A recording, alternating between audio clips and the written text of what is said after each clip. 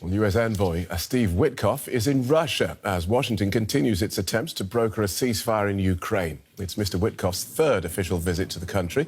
The Kremlin declined to say whether he would meet Russian President Vladimir Putin, but said an announcement would be made if such a meeting happens.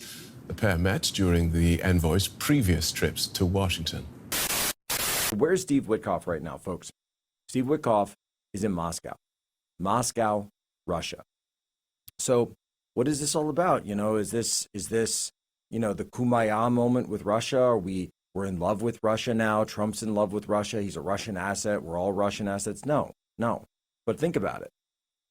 If President Trump wants to win the trade war, well, it's not just about preventing World War III and not just about ending the Ukraine war. You don't think that somewhere tucked deep into his mind and in the real strategy here, the grand strategy is that a deal between the US and Russia could actually help to push back and contain China. Again, remember, we've been talking about the Sino-Soviet split 2.0, but a second Sino-Soviet split isn't just on military affairs, it's on economic affairs. So let's talk about the dragon in the room. We know China's been playing us like a fiddle. Look, they've got the critical minerals. They've got our supply chains. They're building the Belt and Road empire. They're buying up ports like the Panama Canal. That's why Panama matters so much, okay? All the jobs have gone to Shanghai. No. But we understand what's going on here, all right? Geopolitics is not about making friends. It's about making deals. Russia has what China wants in terms of minerals, oil, gas, rare earths, you name it.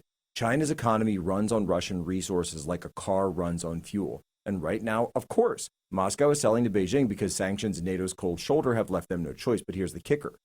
Russia doesn't trust China any more than we do. They know that Beijing is playing the long game to turn them into a junior partner, a gas station for the empire of Xi. That's where President Trump comes in with the art of the deal. So picture this.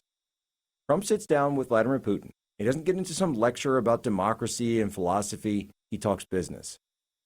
Vlad, you want sanctions relief. You want a bigger market for your energy, for your grain. Let's make it happen. Pivot to us.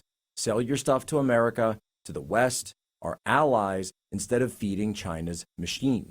And in return, you can open up trade-targeted smart deals that actually bring their goods into Western markets, which can help to cut China off at the knees.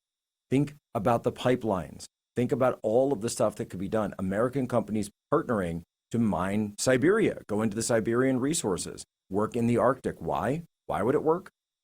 Because Russia's economy is a fraction of China's, 2 trillion versus 18 trillion, give or take. They need cash, they need markets, and they don't want to be China's lackey forever. Trump's tariffs on China, whatever he cranks them to, are already squeezing Beijing. So we already have the sanctions on Russia, which is essentially a tariff on Russia. Now, if that redirects, what happens? China's factories slow down, their costs skyrocket, Belt and Road stalls out. Meanwhile, American workers, you get cheaper energy, the industries get raw materials, rebuild the manufacturing base, and you're not relying on CCP middlemen. We're talking about outboxing.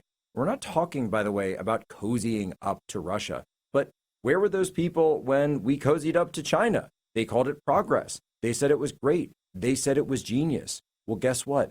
This is geopolitics. Again, this isn't about making friends and in a world of good angels. This is about making deals that put America first. And this is a power move. It's America first, second, and third. And it's how we win.